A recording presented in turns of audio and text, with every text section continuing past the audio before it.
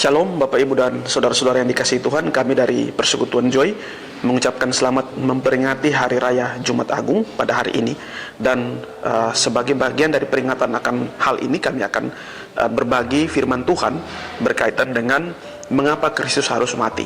Ya, alasan yang pertama Kristus harus mati yaitu untuk menebus dosa manusia. Ini bisa kita lihat di dalam Matius pasal 20 ayat 28. Sama seperti anak manusia datang bukan untuk dilayani, melainkan untuk melayani dan untuk memberikan nyawanya menjadi tebusan bagi banyak orang. Ya. Nah, ketika manusia jatuh dalam dosa, itu kemudian Alkitab selalu menggambarkan dosa itu sebagai hutang. Dan hutang itu harus dibayar oleh manusia. Tetapi manusia tidak mungkin dapat membayar hutang itu. Oleh karena itu Kristus harus mati, ya, untuk membayar hutang. Membayar hutang kepada siapa? Membayar hutang kepada Allah, karena manusianya berdosa kepada Allah. Ya. Nah, lalu kenapa membayar hutang itu harus melalui darah? Ya, harus melalui pengorbanan.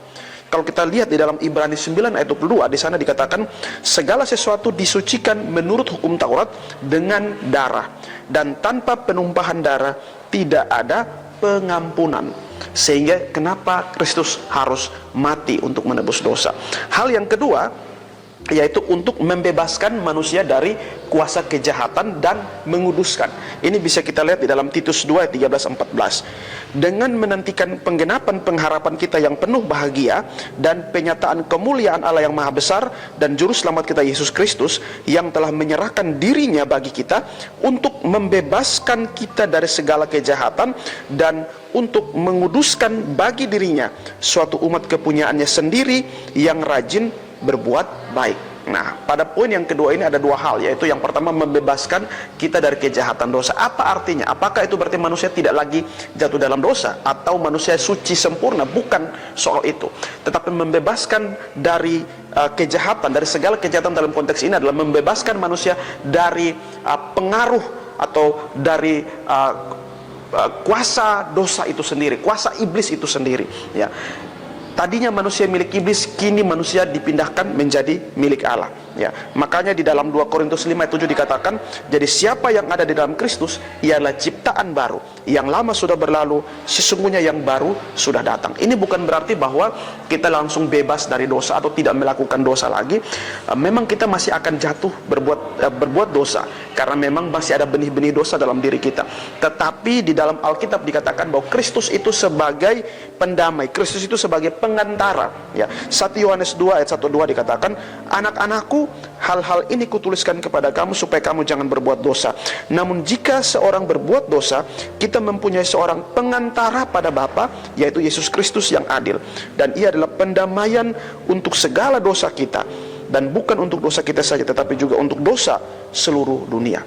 Jadi kematian Kristus dalam konteks ini tujuannya adalah untuk melepaskan kita dari kuasa dosa. Dan juga yang kedua masih dalam poin ini adalah untuk menguduskan.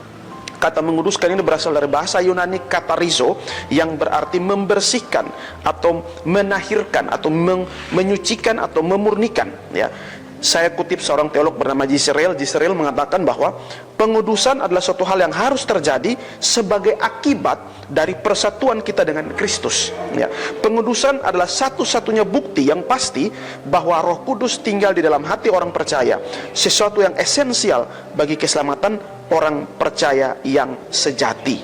Ya. Yang ketiga, kenapa Kristus harus mati, yaitu manusia berdosa itu supaya bisa menghampiri Allah, bisa datang kepada Allah tanpa ada sekat-sekat. Ya. Kalau kita lihat di dalam Matius 27 ayat 5, ayat 50 di sana, ketika kematian Kristus digambarkan bahwa tabir bait suci terbelah dua, dari atas sampai ke bawah. Bapak Ibu dan saudara-saudara yang dikasihi Tuhan, tabir atau tirai ini tingginya 18 meter dengan tebal 10 cm. Beberapa teolog bahkan mengatakan kalau ada 4 kuda yang menarik sisi-sisinya, itu juga tidak mungkin akan terbelah. Tapi kematian Kristus itu membelah tabir itu. Tabir itu adalah ruang pembatas antara ruang kudus dan ruang maha kudus. Artinya ketika kematian Kristus, tabir itu terbelah dan tidak ada lagi pembatasan antara kudus dan ruang maha kudus. Artinya siapapun bisa datang kepada Allah, bisa menyembah Allah. Alasan yang keempat adalah untuk memberikan jaminan hidup kekal. ya. Kematian Kristus itu memberikan kepastian keselamatan kepada setiap orang percaya. 1 Petrus 1 ayat 34 katakan, terpujilah Allah dan Bapa kami Tuhan Yesus Kristus, Bapa kita Tuhan Yesus Kristus, yang karena rahmatnya yang besar telah melahirkan kita kembali oleh kebangkitan Yesus Kristus dari antara orang mati, kepada suatu hidup yang penuh pengharapan, untuk menerima suatu bagian yang tidak dapat binasa, yang tidak dapat cemar, dan yang tidak dapat layu, yang tersimpan di sorga bagi kamu. Demikian renungan kami. Kiranya di dalam momen Paskah ini kita semua bisa bersyukur atas pengorbanan Kristus, dan syukur kita itu diwujudkan dalam tindakan kita mengasihi Allah dalam kehidupan sehari-hari. Tuhan Yesus memberkati kita. Shalom.